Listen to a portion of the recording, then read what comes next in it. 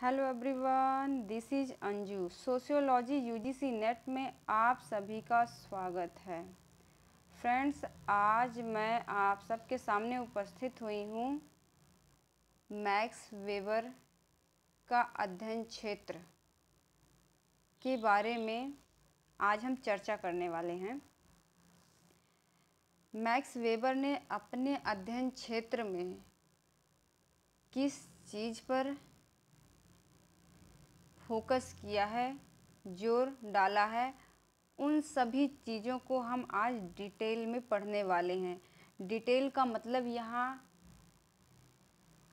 इससे है कि जो मेन जो चीज़ें हैं मैंने स्टडी करके वहाँ से आप ये बोल सकते हैं कि लस्सी में से मैंने घी को निकाल लिया है। अब जो घी है वो आपके सामने मैं परोसने जा रही हूँ।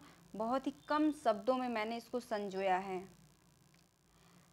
तो चलो अब हम बात करते हैं मैक्स वेबर की। सबसे पहले तो हमें पता होना चाहिए जो मैक्स वेबर हैं ये एक समाजशास्त्री हैं और कहाँ के? जर्मन समाजशास्त्री। ये जर्मन के रहने वाले हैं। मैक्स वेबर अपने अध्ययन क्षेत्र में सामाजिक क्रियाओं पर विशेष बल दिया है। सामाजिक क्रियाओं पर मैक्स वेबर कहते हैं कि समाज का अध्ययन मूल्य से मुक्त नहीं हो सकता। वो समाज को मूल्य से जोड़ कर देखते हैं। उनका कहना है कि कोई भी समाज है या उस शारीरिक क्रिया जो है, वो कहते हैं कि जो शारीरिक क्रिया है सामाजिक क्रिया का रूप नहीं ले सकती। कभी भी कोई भी शारीरिक क्रिया सामाजिक क्रिया का रूप नहीं ले सकती, क्योंकि सामाजिक क्रिया में दो या दो से अधिक व्यक्ति के बीच संबंध पाया जाना आवश्यक है। नेक्स्ट पॉइंट है कि मैक्स वेबर अपने अध्ययन विधि में आदर्श विधि की अवधारणा का वर्णन किया है। आदर्श विधि को एक मानसिक अवधारणा माना है। क्वेश्चन बनेगा कि मैक्स वेबर ने आदर्श विधि को किस प्रकार की अवधारणा माना है? तो मानसिक अवधारणा माना है। हम चलते हैं नेक्स्ट पॉइंट की तरफ। यहाँ पे लिखा हुआ है कि आदर्श प्रारूप एक अमूर्त अवधारणा है। आदर्श प्रारूप को वास्तविकता के आधार पर किया जाता है, पर पूरी तरह हम वास्तविकता के आधार पर नहीं कर सकते हैं। वास्तव में आदर्श प्रारूप जो है वह एक ऐसा प्रारूप है जो ऐसी चीज़ है जो सभी में सामान्य हो। जैसे मैक्स वेबर ने बहुत सारे धर्मों का अध्ययन किया है, बौद्ध का, यहूदी, कन्फ्यूशियस। तो उन्होंने सभी धर्मों का अध्ययन तो किया, साथ साथ उनके आदर्श प्रारूप का भी अध्ययन किया। जो सभी धर्मों में जो चीज़ कॉमन थी उसी को मैक्स वेबर ने क्या कहा है? आदर्श प्रारूप का नाम दिया है। एक क्वेश्चन यहाँ से बनेगा कि जो आदर्श प्रारूप है मैक्स वेबर का वो किस प्रकार की अवधारणा है? तो अमूर्त अवधारणा है। यहाँ पे दो क्वेश्चन आपको कंफ्यूज करने वाले हैं जिसे आपको ध्यान से देखना है और समझना है। आदर्श विधि की बात करें तो वो मानसिक अवधारणा है, विधि, मेथड। और जब आदर्श प्रारूप की बात करें तो वो अमूर्त अवधारणा है जिसको हम देख नहीं सकते हैं। आई होप कि आपको समझ आ गया होगा। हमारा नेक्स्ट जो यहाँ पे क्वेश्चन है वो है समाजशास्त्रीय सिद्धांत से संबंधित पूंजीवाद। यह क्वेश्चन इस प्रकार से पूछा जाएगा कि सामाजिक क्रिया की श्रेणियाँ कौन कौन सी हैं, या वेबर ने सामाजिक सिद्धांत कितने प्रकार के बताए हैं, या सामाजिक क्रिया की जो श्रेणियाँ हैं मैक्स वेबर ने इसको कितने पार्ट्स में डिवाइड किया है। तो यहाँ पर मैक्स वेबर ने 4 प्रकार से डिवाइड किया है सामाजिक क्रियाओं को। पहला है तार्किक क्रियाएं, जिसको रेशनल एक्शन बोलते हैं। दूसरा है मूल्यों पर आधारित क्रियाएं, इसको बोलते हैं value oriented action. Third is संवेगात्मक क्रियाएं, या हम इसको बोल सकते हैं प्रभावात्मक, जिसे हम इंग्लिश में बोलते हैं इमोशनल एक्शन। फोर्थ है परंपरागत क्रियाएं, जिसे हम ट्रेडिशनल एक्शन बोलते हैं। तो आपको हिंदी में भी याद करना है और जो इंग्लिश में इसके नाम है इनको भी याद करना है। कई बार हिंदी में ना दे करके इंग्लिश में इसका नाम दे देता है rational action, value oriented action, emotional action, traditional action. जो हिंदी मीडियम के बच्चे हैं, जब इंग्लिश वाले नाम को हिंदी में कन्वर्ट करके लिख दिया जाता है तो वो कंफ्यूज हो जाते हैं और यहीं पर वो क्वेश्चन गलत करके आ जाते हैं। तो आपको इसको दोनों हिंदी और इंग्लिश लैंग्वेज दोनों में याद रखना है। जो हमारा यहाँ पे अगला है की पॉइंट्स कुछ मैंने लिखे यहाँ पर देखिए। मैक्स वेबर से पहले विल्फ्रेडो पैरेटो ने सामाजिक क्रिया की अवधारणा को अपने सिद्धांतकरण के प्रयोग में लिया था। मतलब मैक्स वेबर से पहले अगर किसी ने स्टडी की है, अध्ययन किया है इस पर, सामाजिक क्रिया पर, तो वो किसने किया है? विल्फ्रेडो पैरेटो ने किया है। तो यहाँ से भी क्वेश्चन बनेगा कि मैक्स वेबर का जो सामाजिक क्रिया का सिद्धांत है, मैक्स वेबर से पहले इस पर किसने अध्ययन किया है? तो किसने किया है? विल्फ्रेडो पैरेटो ने किया है। अब हम चलते हैं अगले क्वेश्चन की तरफ। अगला क्वेश्चन हमारा है मैक्स वेबर का पद्धति शास्त्र, methodology of max weber. Max weber ने प्राकृतिक विज्ञान एवं समाजशास्त्र में प्राकृतिक घटना एवं सामाजिक क्रिया के आधार पर भेद किया है। किसके किसके आधार पर किया है? प्राकृतिक विज्ञान एवं समाजशास्त्र में प्राकृतिक घटना, सामाजिक क्रिया के आधार पर भेद किया है। वेबर ने समाजशास्त्र को निर्विचारात्मक या अवबोधन समाजशास्त्र कहा है। राइट? यस। हम बढ़ते हैं नेक्स्ट क्वेश्चन की ओर। मैक्स वेबर का धर्मशास्त्र। अब ये जो मैक्स वेबर का धर्मशास्त्र है, थियोलॉजी ऑफ मैक्स वेबर, ये क्या है? इसमें मैक्स वेबर ने क्या किया है? तो जैसे ही नाम से ही क्या है, हाईलाइट हो रहा है धर्मशास्त्र। धर्मशास्त्र मतलब धर्म से रिलेटेड जो रिलीजन है उस पर कहीं ना कहीं उन्होंने स्टडी की है। तो विश्व के सभी धर्मों का अध्ययन करके धर्म तथा आर्थिक व सामाजिक घटनाओं के बीच संबंध दर्शाने का प्रयत्न किया है। वेबर ने पूंजीवादी या पूंजीवाद विकास का कारण किसको माना है? प्रोटेस्टेंट धर्म को बताया है।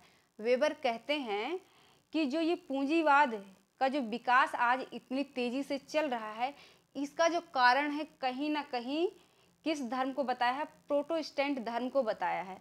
क्योंकि प्रोटेस्टेंट धर्म में यह माना जाता है कि जो हम पैसे जो कमाते हैं या जो हम अर्निंग करते हैं, वो प्रोटेस्टेंट धर्म कहता है जो व्यक्ति जब तक वो काम करने लायक है, काम कर रहा है, पैसे की अर्निंग कर रहा है, वो पैसे कमा रहा है, वो सबसे बड़ा कर्म बताया गया है। किसमें? प्रोटेस्टेंट धर्म में। तो वेबर कहते हैं कहीं ना कहीं जो आज पूंजीवाद का जो ये कारण इतनी तेजी से विकसित हो रहा है, तो उसका जो कारण है वो कौन है? प्रोटेस्टेंट धर्म है। अब वेबर ने विश्व के 6 प्रमुख धर्मों का अध्ययन किया है। उसमें से कौन कौन से धर्म हैं? सबसे पहला है जो है हिंदू धर्म, दूसरा इस्लाम, तीसरा बौद्ध, चौथा यहूदी, पांचवा कन्फ्यूशियस, छठा ईसाई। इन्होंने 6 धर्मों का अध्ययन किया पूरे विश्व में घूम घूम के। जो इन्होंने नाम दिया है आदर्श प्रारूप का, वो आदर्श प्रारूप कहीं ना कहीं से इन धर्मों के अध्ययन के बाद एक नाम दिया आदर्श प्रारूप। जो इन धर्मों में, सभी धर्मों में जो चीज़ें कॉमन थी, सभी धर्मों में पाई जाती थी, उसको ही वेबर ने एक अलग नाम दिया, जिसका क्या रखा नाम? आदर्श प्रारूप। माना जाता है जो मैक्स वेबर हैं कहीं ना कहीं जो कार्ल मार्क्स हैं उनसे प्रभावित थे। उन्हीं की भांति सामाजिक संरचना, सामाजिक जीवन में आर्थिक कारक को महत्वपूर्ण मानते हैं, लेकिन मार्क्स की भांति वे आर्थिक कारकों को मानव के सामाजिक, राजनीतिक, धार्मिक, साहित्यिक, कलात्मक और दार्शनिक जीवन निर्धारित करने वाला केवल एक मात्र कारक नहीं मानते हैं, बल्कि वो कहते हैं कि जो ये सामाजिक जो संरचना है, जो ये सामाजिक जो जीवन है, इसमें क्या है, किस पर निर्भर करती है, मूल्यों पर निर्भर करती है। अब हम चलते हैं अपने नेक्स्ट क्वेश्चन की ओर, जो इम्पोर्टेंट पॉइंट है जिसको अब आपको ध्यान से देखना है और अपने माइंड में इसको बिठा लेना है। मैक्स वेबर ने सभी धर्म का उल्लेख ही नहीं किया, बल्कि उसके आदर्श प्रारूप का उल्लेख भी किया। जैसे अभी हमने पढ़ा 6 धर्मों का अध्ययन किया है उन्होंने, अब उनमें से उनके जो वैल्यूज़ थे, जो वैल्यू मतलब वो हम बोल सकते हैं कस्टम्स, कल्चर्स, जो भी चीज़ें थी, वहाँ से उनका निचोड़ निकाल के जो सभी चीज़ों में मिल रही थी, कॉमन मैच कर रही थी, उसी का क्या नाम दे दिया, आदर्श प्रारूप। अब हम बात करते हैं मैक्स वेबर के आयाम की। मैक्स वेबर के जो आयाम हैं वो कितने प्रकार के हैं, कितने प्रकार के आयाम का अध्ययन किया है या वर्णन किया है मैक्स वेबर ने। तो 3 प्रकार के आयाम की बात की है मैक्स वेबर ने। पहला है आर्थिक आयाम, दूसरा है सामाजिक आयाम, तीसरा है राजनीतिक आयाम। अब जो ये तीनों आयाम हैं, आर्थिक, सामाजिक, राजनीतिक, अब इसे मैक्स वेबर ने क्या कहा, एक वैज्ञानिक व्यवस्था है। ये क्या है, ये एक वैज्ञानिक व्यवस्था है। अब आगे मैक्स वेबर ने पूंजीवाद के जो है 7 प्रमुख लक्षण बताए हैं। तो वो लक्षण कौन कौन से हैं, चलो इसको हम डिटेल में करते हैं। अब यहाँ पे मैक्स वेबर ने कितने 7 प्रकार के पूंजीवाद के लक्षण बताए हैं, कितने 7, इसको नोट करते हुए जाएंगे। पहला है धन संचय, दूसरा है विवेकीकरण, तीसरा है संगठित उद्यम, चौथा है अधिकारी तंत्र, पांचवा है तकनीकी, छठा है प्रतियोगिता, सातवां है वर्ग संबंध। अब हमें ये देखना है कि इसका क्या मतलब है, धन संचय का क्या मतलब है, विवेकीकरण का क्या मतलब है, इसके अर्थ को जानते हुए चलेंगे। अब जो ये पहला है धन संचय, जिसे आधुनिक पूंजीवाद कहते हैं, इसकी विशेषता धन के असीमित संचय में है। इस व्यवस्था में व्यक्ति अधिकतम लाभ तो लेता ही है, साथ में उसकी यह प्रबल इच्छा होती है कि धन का संचय भी अधिकतम रूप में करे।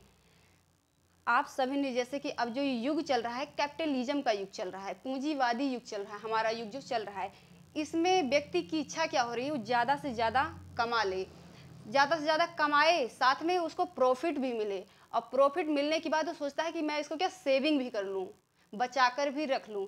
तो उसको ही मैक्स वेबर ने क्या नाम दिया है, धन संचय। अब सेकंड है यहाँ पे विवेकीकरण। वेबर ने पूंजीवादी अर्जनशीलता का अंतर लालच या धन संचय की मनोवैज्ञानिक मूल आवृत्ति से किया है। धन संचय का लालच जो एक मनोवैज्ञानिक भावना है, केवल आधुनिक समाज में ही ऐसा नहीं है। यह लालच किसी न किसी रूप में सभी समाजों में रहा है। जिसे हम पूंजीवादी अर्जनशीलता कहते हैं, वह वस्तुतः विवेकीकरण है। मैक्स वेबर कहते हैं कि जो ये विवेकीकरण है, जो अभी हमने पढ़ा धन संचय, ये कैपिटलिज्म वाले युग में ही नहीं है, बल्कि ये तो सदियों से चला आ रहा है। और चतुराई और चालाकी से जो धन हम संचय कर लेते हैं, रख लेते हैं, उसको ही वेबर ने क्या है, विवेकीकरण कहा है। अपने दिमाग, अपने मस्तिष्क का यूज करके हम जो धन का संचय करते हैं, उसे ही वेबर ने नाम दिया विवेकीकरण। तीसरा है संगठित उद्यम। अब इसमें मैक्स वेबर कहते हैं, पहले के अर्थशास्त्रियों ने धन संचय का कारण व्यक्ति के साहस और अटकलबाजी से समझाया था। आधुनिक पूंजीवाद में धन कमाने के लिए बहुत बड़े साहस और जोखिम लेने की आवश्यकता नहीं है। आर्थिक उपार्जन एक निश्चित सामाजिक आर्थिक व्यवस्था में किया जाता है। मैक्स वेबर कहते हैं कि जो पहले जो धन कमाया जाता था, वो कहीं ना कहीं उसमें बहुत ही मेहनत से और कहते हैं ना ईमानदारी से धन को कमाया जाता था। बड़े साहस की बात होती थी, या हम कह सकते हैं बड़ा जोखिम होता था, धन कमाना बहुत टफ होता था। लेकिन जो आज का युग है, मैक्स वेबर कहते हैं कि वो इतना टफ नहीं रहा है, पैसा कमाना इतना मुश्किल नहीं है, कोई भी व्यक्ति आसानी से पैसा कमा सकता है। उसे ही मैक्स वेबर ने नाम क्या दिया, संगठित उद्यम। अब चौथा यहाँ पे है अधिकारी तंत्र। मैक्स वेबर अधिकारी तंत्र को किस प्रकार डिफाइन करते हैं, वो कहते हैं कि इन्होंने बार बार दोहराया है इसको, इस वर्ड को, अधिकारी तंत्र को। कहते हैं कि आधुनिक पूंजीवादी या आधुनिक पूंजीवाद अपनी प्रकृति में तार्किक बुर्जुआ पूंजीवाद है। बुर्जुआ वर्ग जो कार्ल मार्क्स ने यूज किया है अपने अध्ययन क्षेत्र में। इस पूंजीवाद का मुख्य लक्षण क्या है? अधिकारी तंत्र का संगठन है। बाजार के संबंधों में इस तंत्र द्वारा अधिकतम मुनाफा लिया जाता है। इसी कारण यदि आधुनिक पूंजीवाद का कोई महत्वपूर्ण अंतर प्राचीन पूंजीवाद से किया जाए तो यह है कि इस पूंजीवाद में किसी तरह का अधिकारी तंत्र नहीं था। वेबर ने अधिकारी तंत्र की व्याख्या कतिपय लक्षणों द्वारा की है। यह एक ऐसा स्थायी संगठन है जिसमें कोई व्यक्ति पारस्परिक सहयोग द्वारा काम करते हैं और हर एक व्यक्ति का अपना एक विशिष्ट काम होता है, अपने काम में पृथक, जिसे व्यक्ति अपने परिवार, जाति, बिरादरी या दांव के लिए करता है। इस तंत्र में करता है जब वह डाक खाने की खिड़की पर बाबू से डाक सामग्री लेते हैं तो वह हमारे लिए अपरिचित हैं, लेकिन अधिकारी तंत्र के एक कर्मचारी की तरह वह अपने कार्य का संपादन करता है। अधिकारी तंत्र में अव्यक्तिता होती है और यही इस तंत्र की विशेषता है। और अंत में अधिकारी तंत्र में जो भी लोग काम करते हैं उन्हें नियमानुसार पारिश्रमिक मिलता है। इसका यह भी मतलब है कि अधिकारी तंत्र के पास अपने स्वयं के आर्थिक स्रोत होते हैं जिनके आधार पर यह संपूर्ण उद्यम चलता है। मैक्स वेबर समझाते हैं कि जो ये अधिकारी तंत्र है, जैसे कि उन्होंने एक एग्जाम्पल दिया, कोई भी अगर आप पोस्ट ऑफिस में जाते हैं, जो भी वहाँ पे बैठे हुए हैं काम करने के लिए बाबू बैठे हुए हैं, वो आपको नहीं जानते हैं, लेकिन आप जिस कार्य के लिए गए हैं उनके पास, वो अपरिचित होते हुए भी आपका कार्य करते हैं। तो और कहीं ना कहीं जो उनकी जो सैलरी है पहले से डिसाइडेड है, वो कहते हैं कि भाई पहले से ही डिसाइडेड है, इसलिए वो कहीं ना कहीं आपकी जो कार्य है उसको अच्छी तरह से कर रहे हैं, आपको बिना जाने पहचाने। उसी को नाम क्या दिया है? अधिकारी तंत्र। अब यहाँ पे पांचवा है तकनीकी। मैक्स वेबर कहते हैं कि अधिकारी तंत्र के साथ तकनीकी भी जुड़ी हुई है। आधुनिक पूंजीवादी व्यवस्था में तकनीकी विकास की भूमिका बहुत महत्वपूर्ण है। होता यह है कि ज्यों-त्यों तकनीकी का विकास होता है, उत्पादन में वृद्धि होती है और इस भांति पूंजीवादी व्यवस्था अधिक तार्किक बन जाती है। यहाँ पे तकनीकी की बात करते हैं, जैसे अगर हम पहले की बात करें, चलो कृषि का ले लेते हैं, एग्जाम्पल ले लेते हैं एग्रीकल्चर का। पहले के जो लोग थे जब वो कृषि करते थे तो कहीं ना कहीं जो खेतों की जुताई थी वो बैलों के माध्यम से की जाती थी, लेकिन आज टेक्निकल या हम कह सकते हैं टेक्निकल ज़माना है और यहाँ पे लोग क्या ट्रैक्टर का यूज कर रहे हैं। बहुत अलग अलग टाइप की मशीनें आ गई हैं जुताई करने के लिए, पता नहीं अलग अलग नाम है, आप देख रहे होंगे। फसल की कटाई के लिए भी मशीनें आ चुकी हैं, जबकि पहले के जो लोग थे वो हंसिया जो कैंपर्स होता है उससे कटाई किया करते थे। तो कहीं ना कहीं टाइम भी ज़्यादा लगता था और जो फसल जो उगाते थे वो भी अच्छी तरह से नहीं हो पाती थी क्योंकि खाद वगैरह की व्यवस्था नहीं थी। आज अनेकों प्रकार की खाद उपलब्ध है हमारे मार्केट में और जल्दी से क्या होता है, फसल क्या ग्रो कर जाती है और उसमें अनाज का जो उत्पादन होता है वो भी पहले की अपेक्षा बहुत ज़्यादा हो रहा है। उससे भी कहीं ना कहीं हमें बहुत ज़्यादा प्रॉफिट मिल रहा है। तो वही बात करते हैं मैक्स वेबर तकनीकी की। वो कहते हैं कि पूंजीवादी जो व्यवस्था है अधिक तार्किक बनती जा रही है डे बाई डे। अब यहाँ छठा बात करते हैं प्रतियोगिता। वेबर ने पूंजीवादी अवधारणा के साथ में प्रतियोगिता को भी जोड़ा है। बात यह है कि संपूर्ण उत्पादन की प्रक्रिया बाजार में बंधी होती है। बाजार में वस्तुओं के भाव पर कोई नियंत्रण नहीं होता। ऐसी अवस्था में प्रतियोगिता ही एक ऐसी प्रक्रिया है जो वस्तुओं के दामों को विवेकीकरण के माध्यम से नियंत्रण में रखती है। बाजार में विनिमय पद्धति भी तकनीकी दृष्टि से अत्यधिक जटिल हो जाती है। प्रतियोगिता का बहुत बड़ा कारण साख, बैंकिंग और वित्त होते हैं। मैक्स वेबर कहते हैं जो ये प्रतियोगिता, जो कंपटीशन क्यों बढ़ता जा रहा है डे बाय डे, उसके पीछे रीजन क्या है। वो कहते हैं जो भी चीज़ें, जो भी हम प्रोडक्शन कर रहे हैं उसका क्या है, हमारी सरकार या हमारी गवर्नमेंट जो भी है उसका मतलब कोई मूल्य निर्धारित नहीं कर रही है। और ये हमारी जो फसल है या कुछ भी, हम कोई भी प्रोडक्शन जिस चीज़ का कर रहे हैं वो कुछ भी हो सकता है। हम बाज़ार में लेके जाते हैं, उसको जो भी सेठ है हम वहाँ पे सेल कर देते हैं, बाद में वो अपने मनमानी ढंग से कोई उसको अलग अलग रेट में उसको सेल कर रहे हैं। तो कहते हैं कहीं ना कहीं जो प्रतियोगिता का जो कारण है कंपटीशन का, ये भी है कि उसके मूल्य का निर्धारण ना होना। सातवां यहाँ बात करते हैं वर्ग संबंध की। मैक्स वेबर कहते हैं पूंजीवाद पर वेबर के अतिरिक्त मार्क्स और सोमबार्ट ने भी काम किया है। जो ये कैपिटलिज्म है, इस पर दो नाम तो आते ही हैं जो हमें पता है, वेबर का नाम आता है हमारे कैपिटलिज्म में, पूंजीवाद में, और मार्क्स का। इसके अलावा सोमबार्ट ने भी काम किया है कैपिटलिज्म पर। वेबर कहते हैं कि पूंजीवाद व्यवस्था में वर्गों के बीच में संबंध होते हैं, लेकिन उन संबंधों का आधार प्रतियोगिता होती है। मार्क्स इसे स्वीकार नहीं करते। उनके अनुसार वर्गों के संबंध परस्पर विरोधी होते हैं। सोमबार्ट भी वेबर की तरह वर्ग संबंधों को प्रतियोगिता के स्तर पर रखते हैं। यदि संक्षेप में पूंजीवाद को परिभाषित किया जाए तो मार्क्स की पूंजीवाद की व्याख्या में जो स्थान वर्ग का है और सोमबार्ट की व्याख्या में जो भूमिका प्रतियोगिता की है, वेबर के विश्लेषण में वही स्थान दफ्तरशाही का पूंजीवाद व्यवस्था में है। तो यहाँ पे हमने देखा जो वर्ग संबंध है, इसमें मैक्स वेबर भी पूंजीवाद पर फोकस करते हैं, मार्क्स भी करते हैं और सोमबार्ट भी करते हैं। तो ये कारण क्या मानते हैं इसका, क्या है, यही कंपटीशन, प्रतियोगिता। कहीं ना कहीं जो इसका कारण माना है इन लोगों ने, प्रतियोगिता को माना है। अब यहाँ पे कुछ इम्पोर्टेंट कोटेशन है मैक्स वेबर की, जो कई बार जो है एग्जाम में पूछी भी गई हैं, इसके लिए मैंने यहाँ पे इसको लिख लिया है। ये है, शक्ति एवं व्यक्ति में नहीं, शक्ति एक व्यक्ति में नहीं। मैक्स वेबर कहते हैं जो शक्ति है, जो पावर है, वह एक व्यक्ति में नहीं है, किसी पर्टिकुलर पर्सन के अंदर नहीं है, बल्कि संस्था में निहित होती है।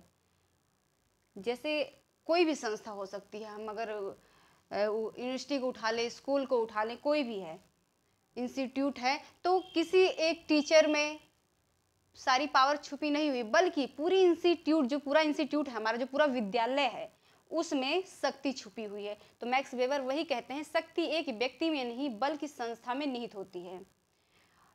मैक्स वेबर के अनुसार, मैक्स वेबर कहते हैं जो कर्ता, कहते हैं जो समाज करता है, जो करने वाला है या सोशल वर्कर है, समाजकर्ता के अर्थ और मूल्यों के अनुरूप होना चाहिए। जो भी कार्य कर्ता कर रहा है उसके मूल्यों के अनुरूप होना चाहिए, जो भी कार्य कर रहा है। की पॉइंट्स हैं कुछ जो मैक्स वेबर ने अपने अध्ययन क्षेत्र में, स्टडी में यूज किया है। क्वेश्चन यहाँ से पूछ लिया जाता है कि जैसे निर्वचनात्मक, पूछा जाएगा कि निर्वचनात्मक शब्द का प्रयोग किस समाजशास्त्री ने अपने अध्ययन क्षेत्र में किया है, तो किसने किया है, मैक्स वेबर ने किया है। ऐसे ही आदर्श विधि का प्रयोग किसने किया है, मैक्स वेबर ने किया है। आदर्श प्रारूप का प्रयोग किसने किया है, मैक्स वेबर ने किया है। आदर्श प्रारूप का अर्थ हमने जाना है। आदर्श प्रारूप वह चीज है जो हर एक समाज में कॉमन है, सामान्य है सभी के लिए, या हम कहीं भी चले जाएं, किसी भी देश, किसी भी स्टेट, किसी भी डिस्ट्रिक्ट में कहीं भी चले जाएं, लेकिन कुछ चीज़ें ऐसी होती हैं जो हर जगह पाई जाती हैं, सामान्य होती हैं, तो उसे ही मैक्स वेबर ने नाम दिया है आदर्श प्रारूप का। तीसरी यहाँ पे बात करते हैं व्याख्यात्मक। पूछा जाएगा कि मैक्स किस समाजशास्त्री के अध्ययन क्षेत्र में व्याख्यात्मक शब्द का प्रयोग किया गया है, या व्याख्यात्मक जो अध्ययन क्षेत्र है उसका वर्णन किसने किया है, तो मैक्स वेबर ने किया है। तो ये 3-4 शब्द जो हैं इनको आपको बिल्कुल रट लेना है, निर्वचनात्मक, आदर्श विधि, आदर्श प्रारूप, व्याख्यात्मक। इन सभी शब्दों का प्रयोग मैक्स वेबर ने अपने अध्ययन में किया है।